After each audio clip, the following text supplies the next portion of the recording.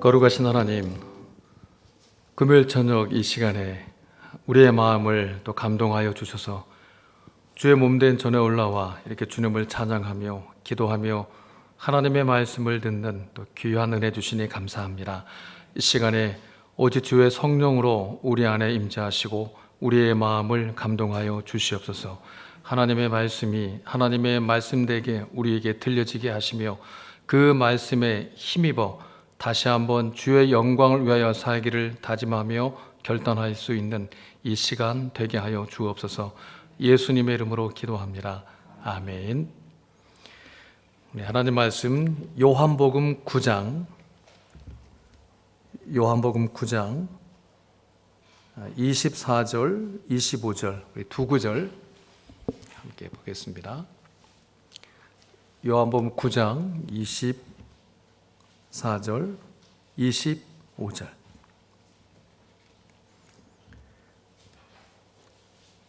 찾으셨으면 두 구절이니까 우리 함께 합독하도록 하겠습니다. 이에 그들이 맹인이었던 사람을 두 번째 불러 이르되 너는 하나님께 영광을 돌리라. 우리는 이 사람이 죄인인 줄 아노라.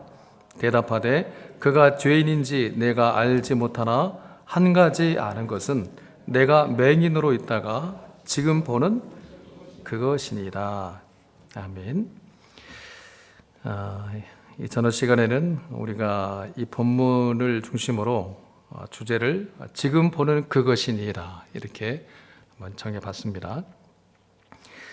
유대인들 바리새인들이 그 맹인되었던 사람에게 이렇게 말을 합니다. 24절을 보니까 다시 같이 한번 볼까요? 24절 시작. 이에 그들이 맹인이었던 사람을 두 번째 불러 이르되 너는 하나님께 영광을 돌리라. 우리는 이 사람이 죄인인 줄 아노라. 너는 하나님께 영광을 돌려라. 우리는 저 예수란 자가 죄인인 것을 우리는 잘 알고 있다. 그러자 오늘 25절을 보면 그 맹인되었던 사람이 뭐라 대답하는가 하면 그가 죄인인지 내가 알지 못하나 한 가지 아는 것이 있는데 그 뭔가 하면 내가 전에는 맹인으로 있다가 지금은 보는 그것입니다. 이렇게 말하고 있습니다. 내가 전에는 맹인이었지만 지금 보는 그것이다 말합니다. 이 내용을 가지고 우리가 오늘 저녁에 우리의 예수 믿는 이 신앙을 다시 한번 또 잠시 동안 점검해 보려고 합니다. 예수 믿고 나면 가장 큰 복이 뭐냐? 이게 누군가가 우리에게 물었을 때 오늘 본문에 나오는 것 같이 우리가 인식할 수 있었던 그 범위를 벗어나서 영원과 진리와 이 생명에 관한 것을 이제는 우리가 보게 되었다는 겁니다. 요한복음 9장이 날 때부터 맹인된 사람을 등장시키고 있는 그 핵심 이유가 뭔가 하면 예수 믿기만 하면 반드시 이 땅에서 어떤 축복을 받아낸다는 그런 얘기가 아닙니다. 그러니까 이 세상에서의 어떤 축복, 형통을 논하고 있는 것이 아닙니다. 그러니까 눈먼 자가 눈을 뜨게 되었다는 축복이 있다는 말은 근본적으로는 아닙니다. 이 날 때부터 맹인되었다는 얘기는 그러니까 자기가 맹인되었던 것을 모르는 그 부분에 관한 싸움입니다. 이 성경이 말씀하고 있는 이 구원이라고 하는 것, 우리가 받은 이 구원이라고 하는 것은 내가 살고 있는 이 세상이 예전에 못 보고 있을 때는, 그러니까 내가 소경이었을 때, 내가 맹인이었을 때는 이 땅이 전부고 모든 것인 줄 알았는데 이제 눈 뜨고 보니까 이 땅이 전부가 아니고 내세가 있으며 그것은 이 세상이 가고 있는 길과 전혀 다른 길이라는 것을 알게 된 것을 그것을 구원이라고 말합니다. 괜히 또 문장이 길었는데 무슨 뜻인지는 아시겠죠? 안다는 표정을 해주셔야 넘어갑니다. 아는 줄 제가 믿음으로.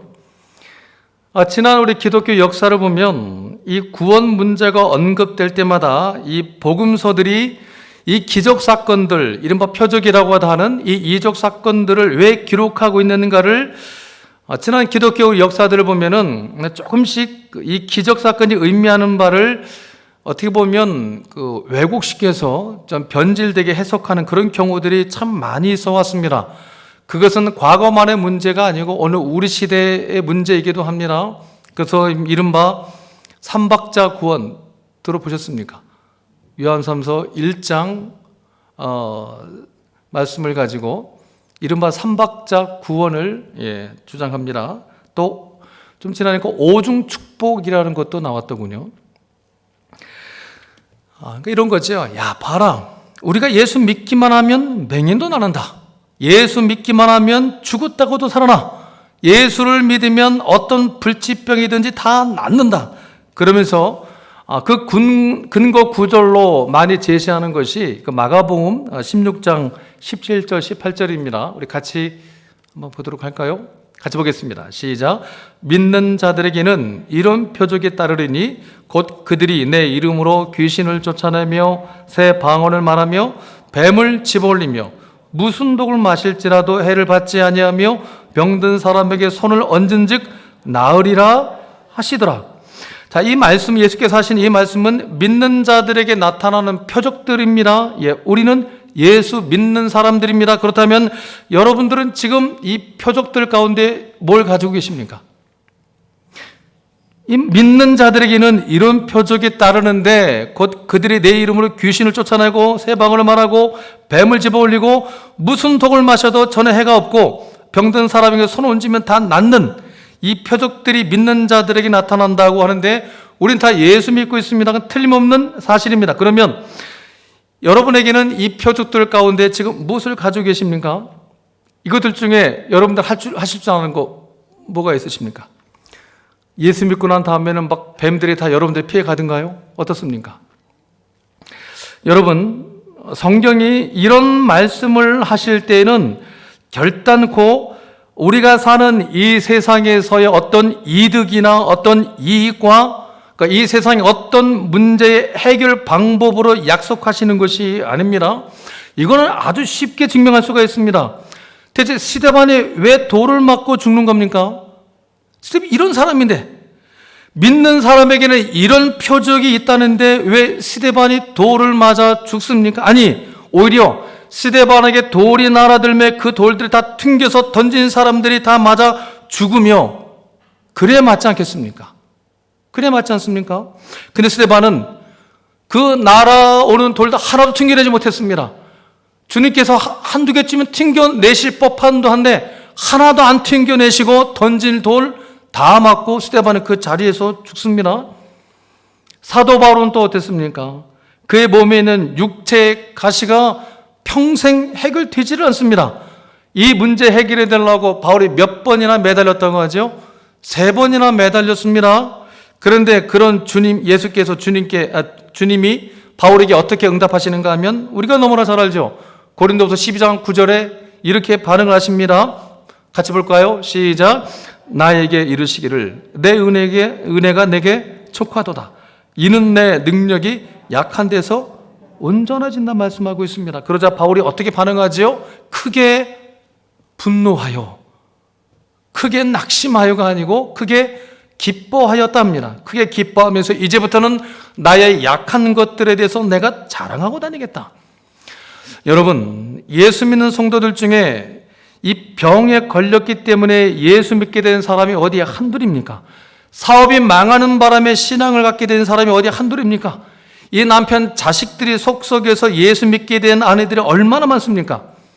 그러니까 잘 먹고 잘 나가고 잘 살았으면 이 자리에 결코 오지 않았을 사람들이 그 실패와 좌절 때문에 남편이 속썩이는 바람에 이 자리에 오게 된 사람들이 얼마나 많습니까? 그러니까 무슨 말인가 하면 하나님께서 우리에게 요구하시는 것들은 전부 다 영혼 문제에 관한 싸움이지 세상에서 잘 되고 잘 나가고 잘 먹고 잘 사는 그 싸움은 아니라는 겁니다. 이 세상의 안락이 아닙니다. 우리는 이 사실을 오늘 이 말씀을 가지고 다시 한번 확인할 수 있어야만 합니다. 여러분, 우리는 이 땅에서 영원한 나라를 보는 자요, 지금이 아니고 영원을 준비하는 자요, 하나님의 계심을 알게 된 자들입니다. 그러니까 우리에게서 하나님께서 무엇을 준비시키고 싶어 하시는지를 우리는 분명히 확인할 수 있어야만 합니다. 이 세상의 안락이 아닙니다. 우리를 통해서 하나님이 하나님 되심을 드러내실 뿐만 아니라 사실은 우리 자신이 하나님의 최고의 목적입니다. 여러분, 우리는 수단과 방법으로 동원되고 있는 것이 아닙니다. 하나님이 그분의 어떤 다른 목적에 계시기 때문에 그 요긴한 수단과 도구로 우리가 필요해서 우리를 요구하시는 것이 아닙니다. 우리가 하나님의 영광이고 우리가 하나님의 기쁨이요 우리가 하나님의 목적입니다. 6명 아멘을 주셔서 감사합니다. 이 사실을 천사들은 물론이고 다른 모든 피조물들은 다 알고 있습니다. 심지어는 누구도 알고 있다고 합니까? 마귀도 알고 있다고 합니다. 우리가 하나님의 목적 있는 것을 세상에 심지어 이 사탄도 알고 있습니다. 근데 누구만 모릅니까? 정작 우리만 모릅니다. 우리만 모릅니다. 성경은 예수께서는 성도는 빛이라 말씀을 하십니다. 그 빛이 그러면 옆사람에게서 지금 보여주고 계십니까? 저는 지금 앞을 못 보겠습니다. 빛난 여러분들 얼마나 눈이 부신지 믿거나 말거나 진짜입니다. 눈이 부셔서 저는 앞을 못 보겠습니다. 여러분, 하나님은 우리를 구원하시기 위해서라면 그 유명한 영화 배너식으로 한번 얘기해 볼까요? 너를 구하기 위해서 하나님은 로마에게 이 승리를 주셨구나.